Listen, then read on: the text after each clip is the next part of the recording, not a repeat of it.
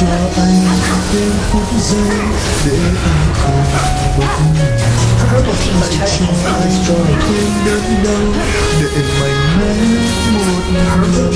Hãy cho anh quên tháng đã ưu phiền ngầu trời và cho anh quên cả cơn thù. Ngày hôm qua khi thấy em sau bao tháng cách rời, lòng anh vui như ký ức trẻ thơ. Vậy mà sao em đã vô chưa từng gặp lại em sau đắng cay hơn ngày ta cách xa.